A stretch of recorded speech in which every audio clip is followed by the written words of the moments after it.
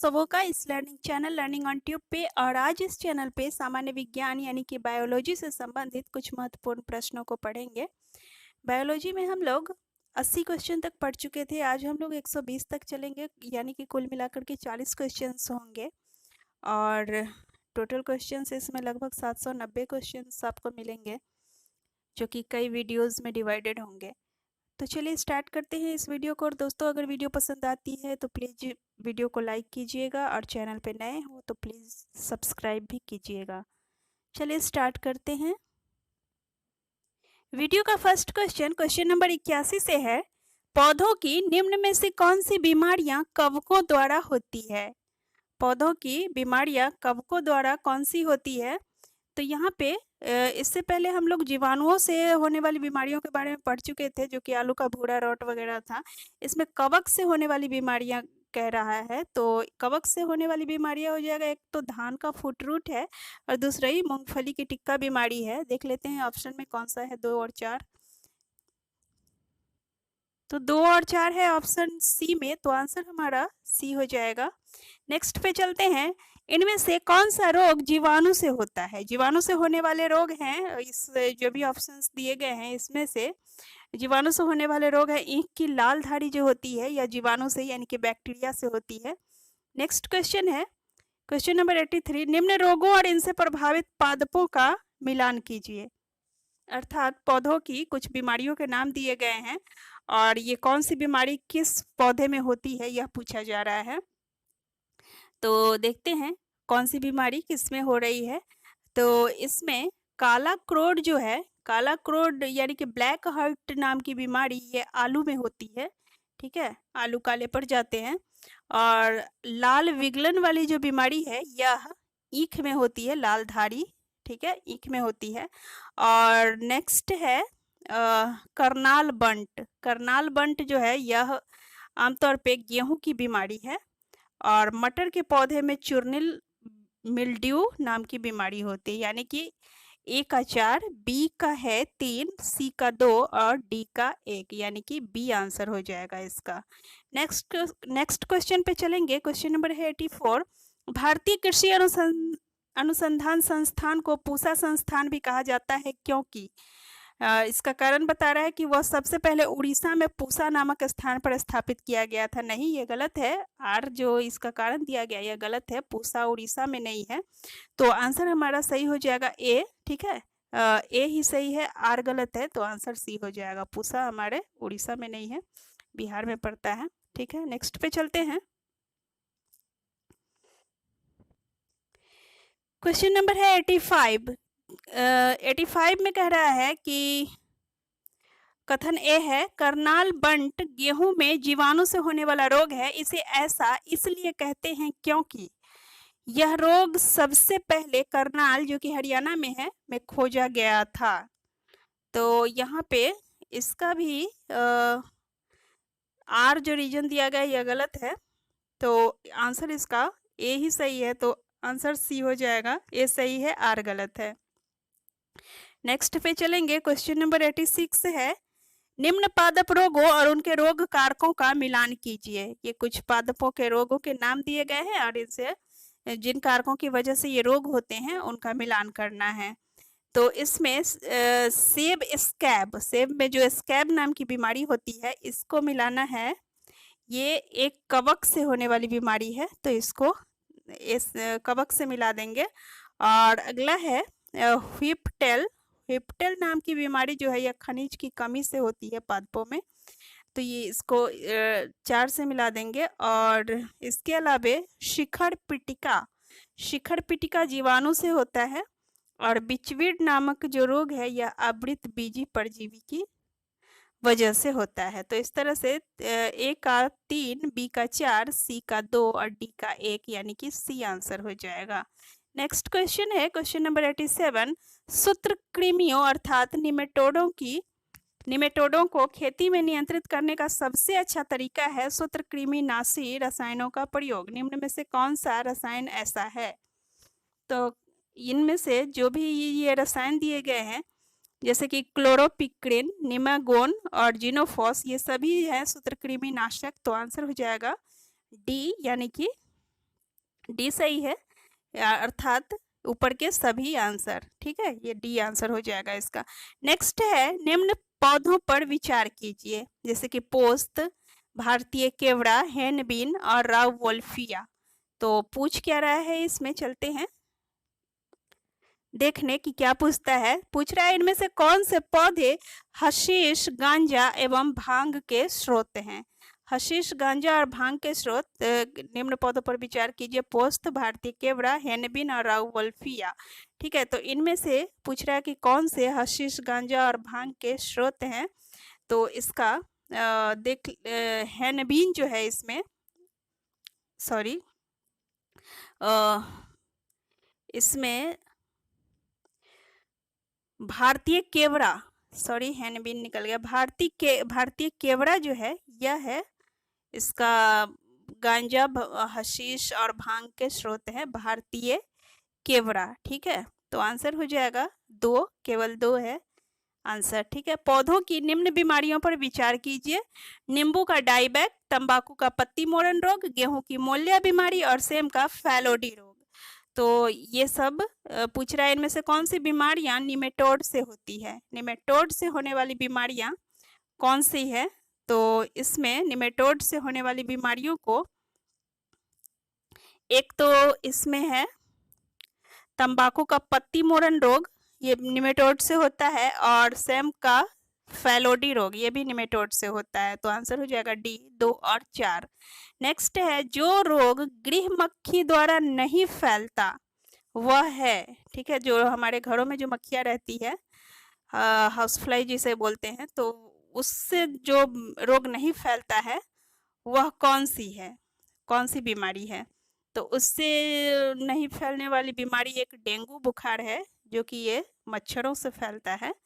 और ये बाकी हैजा, आंत्र बुखार, पेचिस, ये सब मक्खियाँ फैलाती हैं। ठीक है, नेक्स्ट पे चलते हैं। मलेरिया फैलाने के अलावा एनोफिलीज मच्छर और किसका रोग वाहक है। तो एनोफिलीज मच्छर जो होता है मलेरिया के अलावे फाइलेरिया यानी कि फील पाँव, ये जिसे कि हाथी पाँव कहते हैं, पैर बहुत भारी और मोटा हो जाता है हद से ज़्यादा, तो यह मलेरिया और एनोफिलीज मच्छर, मलेरिया और फाइलेरिया दोनों ही फैलाता है एनोफिलीज मच्छर।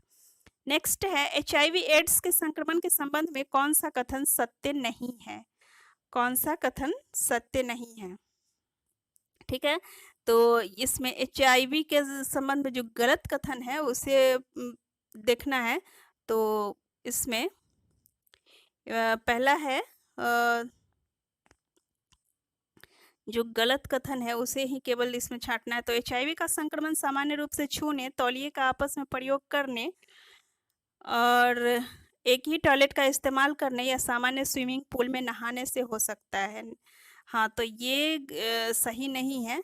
एक ही टॉयलेट का इस्तेमाल करने, एक ही तौलिया का इस्तेमाल करने, स्विमिंग पूल में नहाने से यह नहीं होता है। तो और ये सब जो कारण है, ये सब कारण है HIV के फैलने के। ठीक है, तो ये सब कारण है, जबकि ये नहीं है। तो आंसर जो नहीं है वही पूछ रहा है, तो डी हो जाएगा। अगले पे चलते हैं। एक रोग समूह जो सामान्यतः आपस में कशेरुकी प्राणियों में और मनुष्यों में फैलते हैं, वे कौन से रोग हैं। तो वे हैं, एक तो प्लेग है, और प्लेग है, रेबीज है, ठीक है, और टीनियता है यानी कि टीनियोसिस। तो ये सभी बीमारी मनुष्यों में फैलते हैं। और नेक्स्ट है, पोलियो का पहला प्रभावशाली टीका निम्नलिखित ने तैयार किया था। पोलियो का सबसे पहले टीका जोनास इसाक ने तैयार किया था। तो आंसर सी हो जाएगा। नेक्स्ट पे चलेंगे। डॉक्टर एक रोगी को सलाह देता है कि वह बहुत सारे नींबू वंश के फल यानी कि सिट्रस फ्रूट्स खाए, जैसे कि अमरूद, टमाटर और आंवला 2 महीने तक रोज खाए। आपके विचार से उस रोगी को क्या शिकायत हो सकती है। ऑब्वियसली उसको विटामिन सी की कमी की प्रॉब्लम है, तो इसी चलते डॉक्टर ने उसको ऐसी सलाह दी है इन सब चीज़ों को अपने डाइट में शामिल करने के लिए। तो इसमें से विटामिन सी की कमी के जो लक्षण होते हैं, जैसे कि स्पंजी मसूड़े जिनमें सूजन रहती है और रक्तस्राव यानी कि खून भी निकलता रहता है, तो यह हो जाएगा बीमारी, उसको यह बीमारी हो सकती है। तो आंसर यही बी हो जाएगा कि उस रोगी को स्पंजी मसूड़े जिनमें सूजन रहती है और आसानी से रक्तस्राव हो जाता है, इसकी शिकायत हो सकती है। नेक्स्ट है, इनमें से कौन से समूह के रोग मच्छर के काटने से मनुष्यों में फैलते हैं? मच्छर के काटने से मनुष्यों में कौन से रोग फैलते हैं? एक तो डेंगू बुखार जो है यह भी मच्छर के काटने से फैलता है। विषाणु मस्तिष्क शोथ यानी कि एंसेफ्लाइटिस, पीत बुखार, ठीक है, यह भी मच्छरों के काटने से ही फैलता है, तो आंसर सी हो जाएगा। आईसीएमआर के नवीन आंकड़ों के अनुसार निम्न में से कौन सा कैंसर दिल्ली के पुरुषों में सामान्यतया अधिक पाया जाता है? ऑप्शंस देखते हैं कौन कौन। तो प्रोस्टेट कैंसर है, फेफड़े का कैंसर है, जीभ का कैंसर और पित्ताशय का कैंसर। तो दिल्ली के पुरुषों में सबसे ज़्यादा जो देखा जाता है आईसीएम के आंकड़ों के अनुसार फेफड़े का कैंसर सबसे अधिक पाया जाता है। नेक्स्ट है, सिफिलिस एक यौन संक्रमित रोग है, यह किससे होता है? तो सिफिलिस एक यौन संक्रमित रोग है, यह किससे होता है? तो सिफिलिस नाम की बीमारी जो है वह जीवाणु के द्वारा फैलता है, अर्थात बैक्टीरिया के द्वारा फैलने वाला ये रोग है। नेक्स्ट पे चलेंगे, क्वेश्चन नंबर है 99। अधिक शराब पीने वाले लोग अधिकांशतः निम्नलिखित से मरते हैं। तो अधिक शराब पीने वाले लोग ज़्यादातर सिरोसिस अर्थात सूत्रण रोग से मरते हैं। नेक्स्ट क्वेश्चन पे चलते हैं, क्वेश्चन नंबर है 100। हृदय पेशियों में ऑक्सीजन की अपर्याप्त आपूर्ति के कारण जब एक व्यक्ति को थोड़ी मेहनत करने पर वक्ष में और कॉलर अस्थियों के नीचे दर्द हो जाए तो वह निम्न रोग से पीड़ित होता है। वह किस रोग से पीड़ित होता है? तो उसके रोग का कारण है, उसके रोग का कारण हृदय शूल जिसे कहते हैं एंजाइना पेक्टोरिस, तो यह बीमारी उसको हो सकती है। इसकी वजह से वह थोड़ी सी मेहनत करने पर ही छाती में दर्द और कॉलर बोन के नीचे दर्द महसूस करता है, ठीक है। नेक्स्ट है, दैहिक जूं रोग वाहक है। दैहिक जूं जो जूं होते हैं शरीर में सिर में, तो वह किस किस बीमारी की रोग वाहक है, किस किस बीमारी की वाहक है, तो यह पूछा जा रहा है। तो इसमें दैहिक जो रोग वाहक है, एक तो है टाइफस, टाइफस की है रोग, टाइफस की वाहक है, और दूसरी ट्रेंच फीवर की वाहक है, ठीक है, ट्रेंच ज्वर की और टाइफस महामारी की। नेक्स्ट है, एक सरल अनुक्रम जिसमें घास उगती है, गाय उस घास को खाती है, मनुष्य उस गाय को खाता है या उसका दूध पीता है, उदाहरण है। किसका उदाहरण है यह? तो यह जो है यह उदाहरण है आहार श्रृंखला का। किसका उदाहरण है? आहार श्रृंखला का। गाय घास उगती है, घास को गाय खाती है और गाय को फिर मनुष्य खाता है या फिर उसका दूध पीता है, तो यह है आहार श्रृंखला का उदाहरण। नेक्स्ट है क्वेश्चन नंबर 103। दुनिया के जिन भागों में जनसंख्या ज्यादा है वहां खाद्यों की कमी रहती है, इसलिए इन अप्रवासियों को ज्यादातर निम्नलिखित खाना चाहिए। क्या खाना चाहिए ज्यादा मात्रा में? तो जहाँ पे भी भोजन की कमी है, खाद्यों की कमी है, वहाँ पे चावल, गेहूं और दूसरे खाद्य पदार्थों को अपने भोजन में शामिल करना चाहिए, ठीक है। नेक्स्ट है, मुख्य जूट उत्पादक देश अपने उत्पादन के क्रम में इस प्रकार हैं। तो मुख्य जूट उत्पादक देश है, पहले नंबर पर तो भारत, फिर बांग्लादेश, उसके बाद है चाइना, फिर बर्मा यानी कि म्यांमार, तो अर्थात सी आंसर हो जाएगा, भारत, बांग्लादेश, चीन और बर्मा यानी कि म्यांमार। नेक्स्ट है, इनमें से किस समूह के जीव तापरागी अर्थात थर्मोफिलिक हैं जो उच्च तापमान सहन करते हुए वृद्धि करते हैं?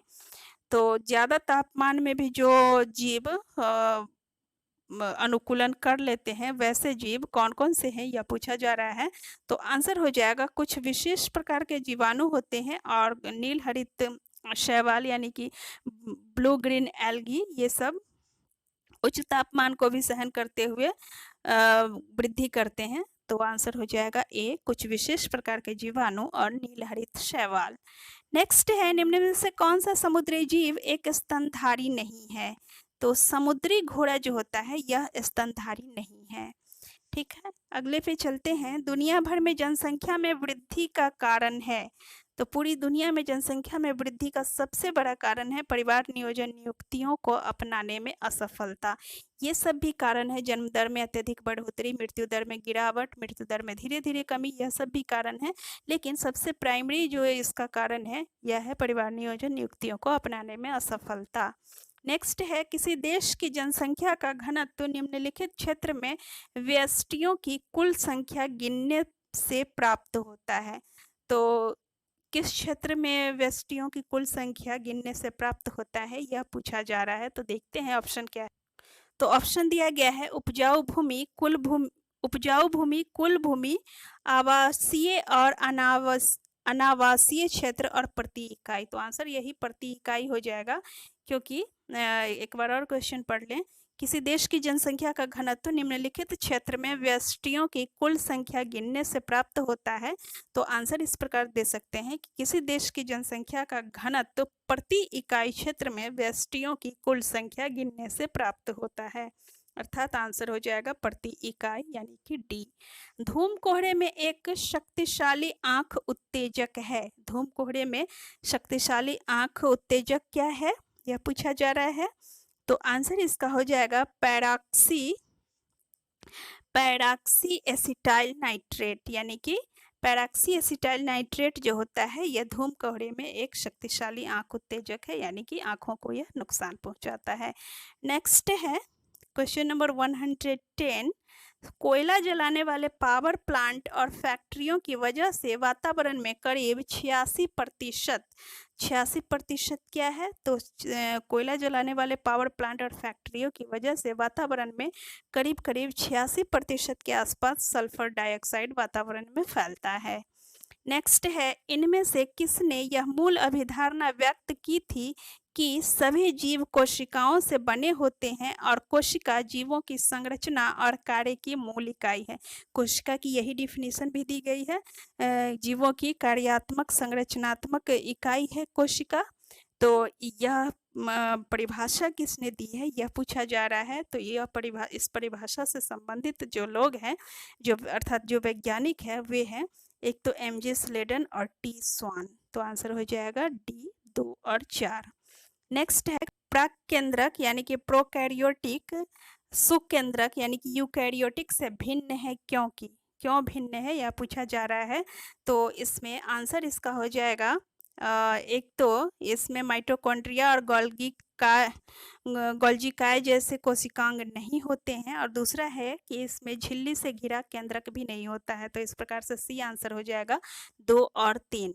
नेक्स्ट पे चलते हैं, क्वेश्चन नंबर है 113। तो 13वां है, इनमें से कौन सा प्राक केंद्रक अर्थात प्रोकैरियोटिक नहीं है। प्रोकैरियोटिक जो नहीं है उनको ढूंढना है। तो इनमें से जो प्रोकैरियोटिक नहीं है वे हैं क्लोरेला प्रोकैरियोटिक नहीं है, इसके अलावा इन्फ्लुएंजा वायरस भी प्रोकैरियोटिक नहीं है, और खमीर यानी कि यीस्ट भी प्रोकैरियोटिक नहीं है, ये सब यूकैरियोटिक है। और ट्यूबरक्लोसिस जो है यह यूकैरियोटिक है, ठीक, सॉरी प्रोकैरियोटिक है। तो इस प्रकार से 1, 2 और 4 यानी कि डी आंसर हो जाएगा। अगले पे चलते हैं। एक प्राणी पादप कोशिका से इस रूप में भिन्न है कि इसमें, तो प्राणी कोशिका यानी कि जंतु कोशिका और पादप कोशिका में अंतर पूछ रहा है।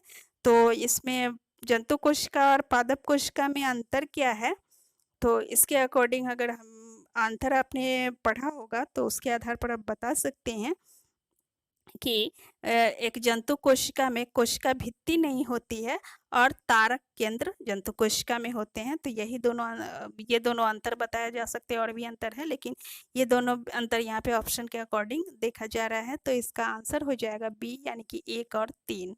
नेक्स्ट पे चलते हैं, क्वेश्चन नंबर 115 है, सुमेलित कीजिए। मैचिंग टेस्ट वाला है क्वेश्चन। तो सूची 1 को सूची 2 से मिलाना है। तो पहली सूची में दिया गया है जैव मंडलीय आरक्षित क्षेत्र, और दूसरा में राज्य, वो किस राज्य में पड़ते हैं यह दिया गया है, ठीक है। तो इसमें मिलाते हैं। नोर्ने किस राज्य में पड़ता है, तो नोर्ने आपको मेघालय में पड़ता है, नोर्ने मेघालय में है। अगस्त मलाई, अगस्त मलाई अगस्त मुनि के नाम पर पड़ा हुआ है, ये केरला में है। और उसके अलावा डिब्रू साइखोवा यह असम में है, यह जैव मंडल आरक्षित क्षेत्र है। और देहोंग देबांग जो है यह अरुणाचल प्रदेश में है, यह भी एक, ये सारे के सारे जैव मंडलीय आरक्षित क्षेत्र हैं। तो यह देहोंग देबांग अरुणाचल प्रदेश में है, यानी कि ए का 4, बी का 5 और सी का 1 और डी का 2, तो अर्थात आंसर हो जाएगा हमारा सी। ठीक है, नेक्स्ट क्वेश्चन पे चलते हैं। 116 है, 116 भी मैचिंग टेस्ट वाला है, तो इसको भी मिलाना है। जैसे कि हरित लवक को इसमें, एक मिनट पहले पेन ले लूँ। हाँ, हरित लवक को मिला देंगे। हरित लवक मिलेगा ये ग्रेना, ठीक है। और ग्रेना यानी कि खाद्यान्नों वाले पौधों में। और नेक्स्ट है केंद्रक हो गया केंद्रिका में, ठीक है, केंद्रिका में। और लयनकाय जो है, लयनकाय यानी कि लाइसोसोम जिसे बोलते हैं, लयनकाय हो जाएगा आपको पाचन क्रिया से संबंधित है। और नेक्स्ट है माइटोकॉन्ड्रिया है माइटोकॉन्ड्रिया क्रिस्टी, ठीक है। तो ए का 5, बी का 2, सी का 4 और डी का 1, अर्थात सी आंसर हो जाएगा इसका। नेक्स्ट पे चलते हैं, क्वेश्चन नंबर 117। मक्का की शारीरिक कोशिकाओं में 20 गुणसूत्र होते हैं, नीचे दी गई गुणसूत्र संख्या और मक्का के अंग को मिलाइए, ठीक है। तो इसमें मिलाने के लिए एक तो ये भ्रूणपोष में 30 गुणसूत्र, यह सही है। और इसके अलावा परागकण 10 होते हैं, जड़ वाला ये जोड़ी गलत है। और पत्ती में 20 गुणसूत्र, अर्थात 1, 2 और 4 यानी कि 20 सही है। नेक्स्ट पे चलते हैं। मनुष्य की शारीरिक कोशिकाओं में 46 गुणसूत्र होते हैं, नीचे दी गई गुणसूत्र संख्या को संरचनाओं से मिलाइए, ठीक है। तो इसमें मिलाने के लिए अंडा 23 गुणसूत्र होते हैं, शुक्राणु में 46 नहीं। और गुर्दा कोशिका में बता रहा है 46 गुणसूत्र, ये सही है। और मूत्राशय में 23 नहीं, ये गलत है। तो इस प्रकार से 1 और 3 ये अर्थात सी सही है। नेक्स्ट पे चलते हैं, क्वेश्चन नंबर 119। 119 में कह रहा है नीचे दिए गए लक्षणों को जैविक वर्गों से मिलाइए। प्रोकैरियोटिक जीव जिनके विभिन्न पोषण स्वभाव हैं, एंथोफाइटा नहीं, यह जो है गलत है, ठीक है। तो पहला वाला गलत है। और ज़्यादातर समुद्री पादप जो महासागरों के तटों के पत्थरों पर उगते हैं, फ्यूकोजैंथिन वर्ग के कारण भूरे रंग के होते हैं, जिसे फियोफाइटा भूरे शैवाल कहते हैं, यह सही है। और बहुकोशिकीय वाहिनीहीन बीजधारी पादप जिनके शुक्राणु कशाभी होते हैं, साइकेड्स कहलाते हैं, तो यह भी सही है। और अगला है बहुकोशिकीय संवहनी पादप जो फल धारण करते हैं, मोनेरा नहीं, ये मोनेरा नहीं कहलाता है। तो इस प्रकार से हमारा 2 और 3 सही था, यानी कि सी आंसर है। नेक्स्ट है 120, यानी कि इस वीडियो का लास्ट क्वेश्चन है। जीव द्रव्य कला झिल्ली, जीव द्रव्य झिल्ली भी कह सकते हैं। तो झिल्ली के बारे में दिए गए कथन देखिए। तो इसमें से सही कथन चुनने को कह रहा है।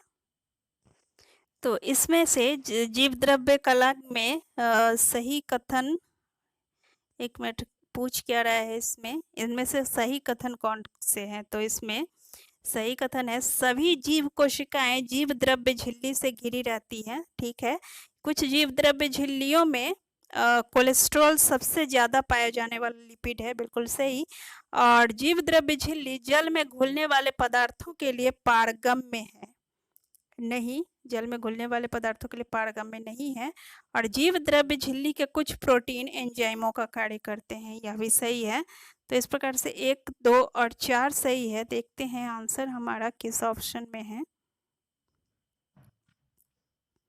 तो आंसर है इसमें सी में, आंसर है हमारा सी में 1, 2 और 4 सही है।